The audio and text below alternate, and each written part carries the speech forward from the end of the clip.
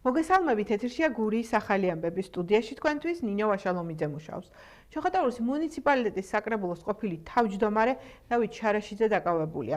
ის ოზურგეთის რაიონულმა სასამართლომ გირაოთი გაათავისუფლა, თუმცა პროკურატურამ გადაწყვეტილება ქუთაისის სააპელაციო სასამართლოში გაასაჩივრა, სადაც პროკურორის მოთხოვნა დააკმაყოფილეს. სააპელაციო სასამართლომ სრულად დააკმაყოფილა პროკურორის საჩივარი და ჩოხატაურის საკრებულოს ყოფილ თავმჯდომარეს აღკვეთი ღონისძიების სახით შეფარდებული საპატიმრო გირაო პატიმრობით შეეფარდა. საქართველოს პროკურატურამ ოზურგეთის რაიონული სასამართლოს გადაწყვეტილება, რომლითაც ჯგუფური ძალადობის ფაქტზე ბრალდებულს ჩოხატაურის მუნიციპალიტეტის საკრებულოს ყოფილ თავმჯდომარეს აღკვეთი ღონისძიების სახით გირაო შეუფარდა სააპელაციო წესით გაასაჩივრა, რომლის საფუძველზეც ბრალდებულს აღკვეთი ღონისძიების სახით პატიმრობა შეუფარდა. სამართალდამცავებმა ბრალდებული ოზურგეთის ერთ-ერთ რესტორანში მომხდარი დაპირისპირების ფაქტზე დააკავეს.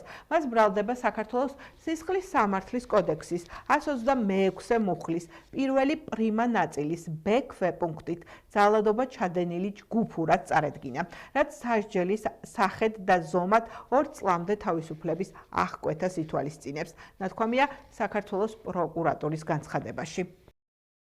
ახალგაზრდობის სააგენტოს ხელმძღვანელის მოვალეობის შემსრულებელი ვახტანგ ბააკაშვილი გურიაში იმყოფებოდა. ბააკაშვილი გურიის მხარეში სახელმწიფო რწმუნებულს, გურიის მუნიციპალიტეტის მერებსა და საკრებულოს თავმჯდომარეებს შეხვდა. შეხვედრაზე ახალგაზრდობის სააგენტოს მიერ დაგეგმილი პროგრამები და აქტივობები განიხილეს.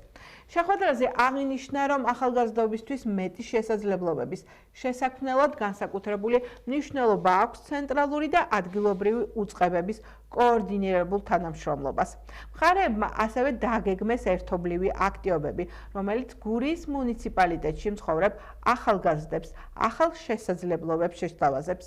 ახალგაზრდების და ახალგაზრდული პოლიტიკის მხარდაჭერა ჩვენი გუნდის ერთ-ერთი მთავარი პრიორიტეტია, სწორედ ამ მიზნით დღეს ახალგაზრდობის სააგენტოსთან გავმართეთ შეხვედრა, მოვისმინეთ საინტერესო პრეზენტაცია და ის მიმართულებები, რასაც სააგენტო მომავალ პერიოდში მუნიციპალიტეტებთან თანამშრომლობით გეგმავს, ჩვენთვის მნიშვნელოვანია შედეგზე ორიენტირებული ახალგაზრდული პოლიტიკის გატარება. შეხვედრა გქონდა გურიის რეგიონში, სადაც სამივე მუნიციპალიტეტის მერს და ახალგაზრდობაზე პასუხისმგებელ პირებს მივაწოდეთ ინფორმაცია ახალგაზრდობის სააგენტოს მიერ დაგეგმილი აქტივობების შესახებ. საკმაოდ საინტერესო დისკუსია იყო, გამოიკვეთა სიახლეები, რომლის ფარგლებშიც ჩვენ მჭიდროდ ვითანამშრომლებთ ადგილობრივ მუნიციპალიტეტებთან.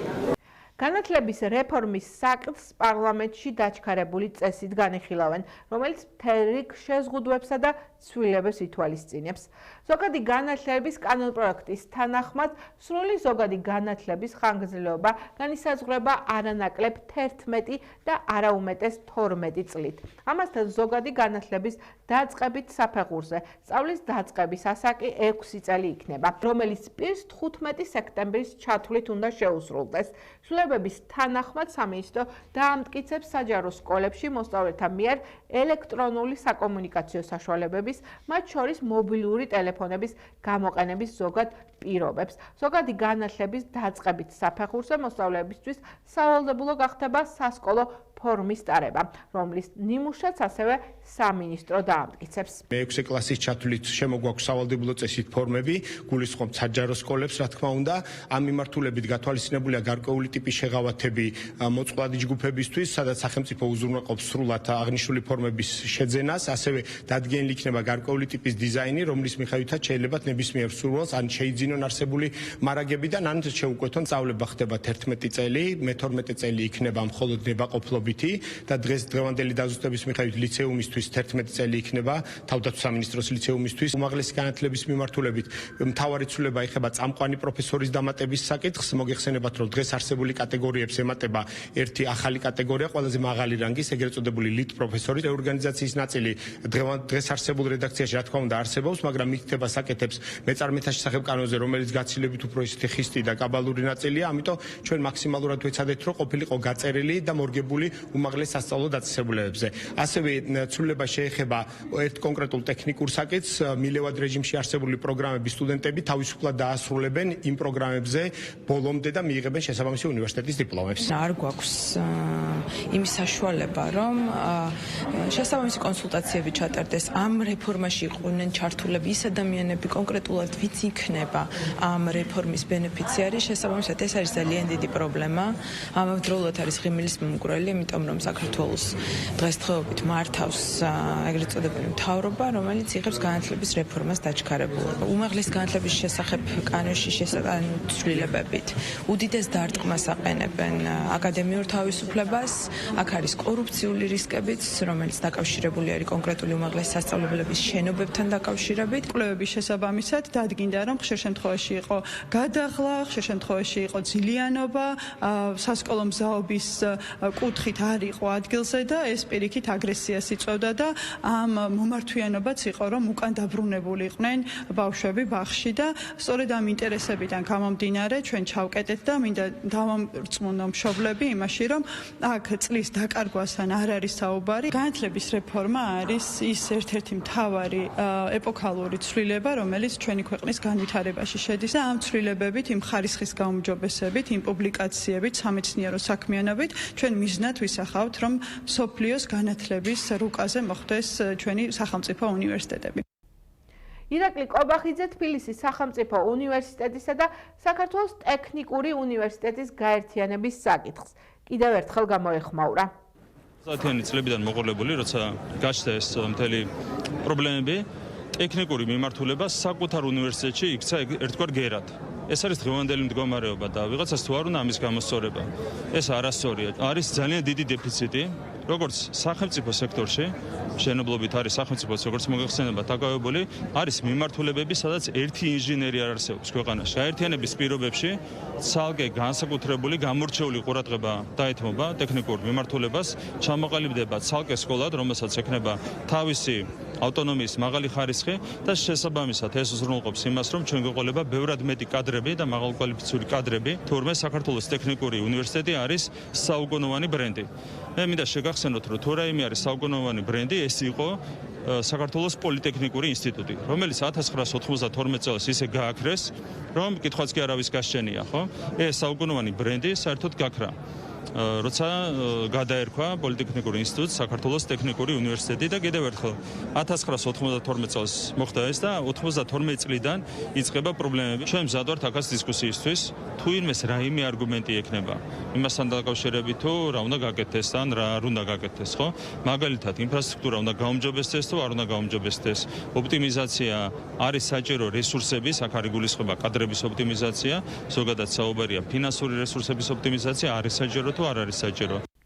რამდენად იცავენ სურსათის ობიექტების, სურსათის უმნებლობის სტანდარტებსა და უსაფრთხოების რეგულაციებს. მაღაზიებში, ბაზრობებსა და ბაზრებში ჩატარებული მონიტორინგის შედეგები საყურადღებოა. დარღვევებს შორის ძირითადად ვადაგასული პროდუქციის რეალიზაციის და ეტიკეტების წესის დარღვევის ფაქტები ჭარბობს. სამართალდამღვრევებს მხოლოდ ფულადი ჯარიმები ეკისრებათ, რასაც სპეციალისტები ცალკეულ შემთხვევებში არასაკმარისად მიიჩნევენ. რეკომენდაცია საწარმოო პროცესში სახელმწიფო კონტროლის გამკაცრებაც. დარღვევების დროულად გამოვლენის მიზნით სურსათის ეროვნული სააგენტო მოქალაქეებს აქტიურობისკენ, ბიზნეს ოპერატორებს კი კონკრეტული მოთხოვნილების დაცვისკენ მოუწოდებენ. ვადაგასული სურსათის რეალიზაციის აღმოჩენის შემთხვევაში სააგენტო არ იყენებს გაფრთხილების მოურს, არის პირდაპირ საჯარიმო სანქცია. მცირე ბიზნესზე არის 200 ლარი, ხოლო ბიზნესზე 500 ლარი და ამ ფაქტის განმეორების შემთხვევაში 1 წლის განმავლობაში ითვალისწინებს 3000 ლარიან საჯარიმო სანქციას. სააგენტო მიმართავს და მოუწოდებს ბიზნეს ოპერატორებს სურსათის რეალიზაციისა და წარმოება გადამუშავების ეტაპზე დაიცვან კანონით განსაზღვრული მოთხოვნები, ასევე მოუწოდებთ საზოგადოებას, რომ ითანამშრომლოს სააგენტოსთან და ნებისმიერი დარღვევის აღმოჩენის შემთხვევაში დაუყოვნებლივ ვაცნობონ სააგენტოს ცხელი ხაზის მეშვეობით. რამდენიმე არაკეთილსინდისიერი ბიზნეს ოპერატორისგან მსმენია, რომ აი ამის მოწესრიგებას მაგალითად მირჩევნია დაუჯარიმდე გარკვეული თანხით, იმიტომ რომ თანხა, ასე ვთქვათ, უფრო იაფი უჯდება ბრჭყალებში, ვიდრე ამ ყველაფრის გამოსწორება, ხო?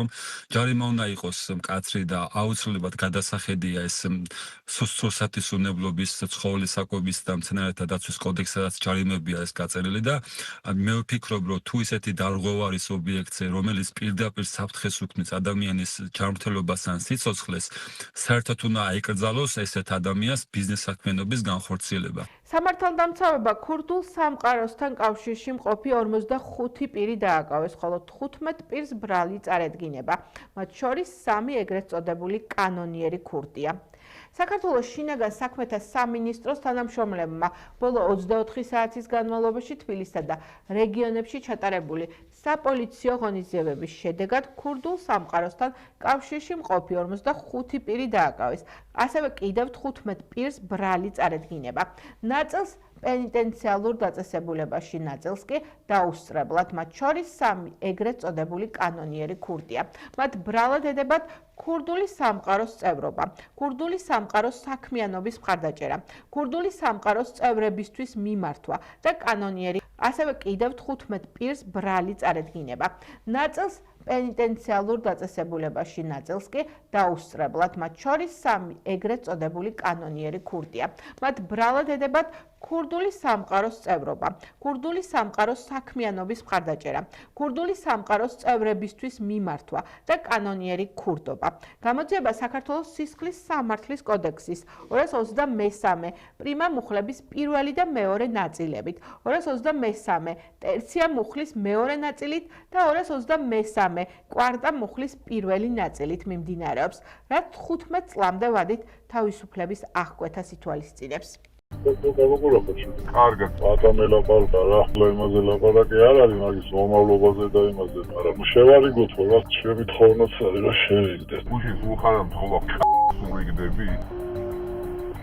უხან აი ერთადავად, მე და თუკა ჩავეხუტეთ ეს მიშენი ხმა ძალიან კარგი. ნუ დააფიქრე ჩამოსათელები ხარ და მიხედეთ მაკაურობას, ჩვენს სულსუთხარი ჩვენს. იცი რა ჩემი ტელეფონი გიგოს რა. ო პატუს რაგი შევხვით მე და თუკა.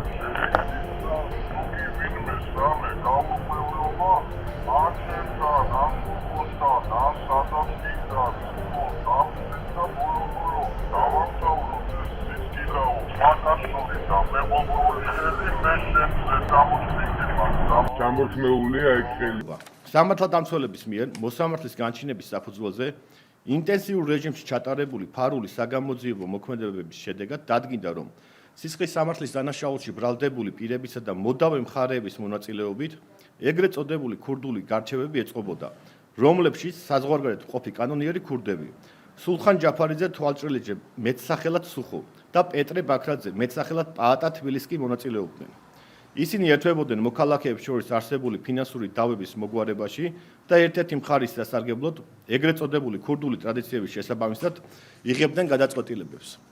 გამოძიებით ასევე დგინდება, რომ ეგრეთ წოდებული კანონიერი ქურდი რევაზ უბილავა მეტსახელად ჯوارსკი მისი ოჯახის წევრების, დედისა და ძმის დახმარებით აწყობდა ქურდულ გარჩევებს და გამოჰქონდა ეგრეთ წოდებული ქურდული გადაწყვეტილებები. პოლიციამ ორივე მათგანი სხვა პირებთან ერთად დააკავა. სამართალდამცავებმა ბრალდებულების პირადი და საცხოვრებელი სახლების ჩხრეკის შედეგად ნივთმტკიცება დამოიღეს კომპიუტერული ტექნიკა და მობილური ტელეფონები, რომელთა საშუალებითაც ისინი ერთმანეთს და საზღვარგარეთ მყოფ კრიმინალურ ავტორიტეტებსა და ეგრეთ წოდებულ კანონიერ ქურდებს უკავშირდებოდნენ. პოლიციის მიერ ასევე ამოღებულია სხვადასხვა სახის ნარკოტიკული საშუალება. გამოძიება საქართველოს სისხლის სამართლის კოდექსის 223 პრიმა მუხლის პირველი და მეორე ნაწილებით, 223 ტერცია მუხლის მეორე ნაწილით და 223 კვარტა მუხლის პირველი ნაწილით მიმდინარეობს, რაც 15 წლამდე ვადით თავისუფლების აღკვეთას ითვალისწინებს. პოლიციამ თბილისში განსაკუთრებით დიდი ოდენობით ნარკოტიკული საშუალებები ამოიღო. დაკავებულია 2 პირი. შინაგან საქმეთა სამინისტროს თბილისის პოლიციის დეპარტამენტის ძველი თბილისისა და ისანის სამგორის მთავარი სამმართველოს თანამშრომლებმა განსაკუთრებით დიდი ოდენობით ნარკოტიკული საშუალების, უკანონო შეძენა, შენახვისა და უკანონო რეალიზაციის ხელშეწყობის ბრალდებით ორი პირი წარსულში ნასამართლევი 1970 წელს დაბადებული კფ და ბელორუსიის მოქალაქე 1992 წელს დაბადებული სრ დააკავეს. სამართალდამცავების მიერ ბრალდებულების პირადი და საცხოვრებელი სახლის ჩხრეკისას ნივთკიცება დამოღებულია განსაკუთრებით დიდი ოდენობით ნარკოტიკული საშუალება, ტეტრაჰიდრაკანაბინოლი და გამომშრალი მარიხუანა. საგამოძიებო ექსპერიმენტის დროს ერთ-ერთი ბრალდებულის მიერ მითითებული რამდენიმე ადგილიდან ასევე ამოღებულია სარეალიზაციოდ გამზადებული ნარკოტიკული საშუალება მეთადონი. გამოძიება სისხლის სამართლის კოდექსის 260 და 260 კვარტა მუხლებით მიმდინარეობს, რაც 20 წლამდე ან უადო თავისუფლების აღკვეთას ითვალისწინებს. ეს გახდა ჩემ ხელთ არსებული ბოლო ინფორმაცია. მე პარასკევამდე გემშვიდობებით, კარგად გრძანდებოდეთ.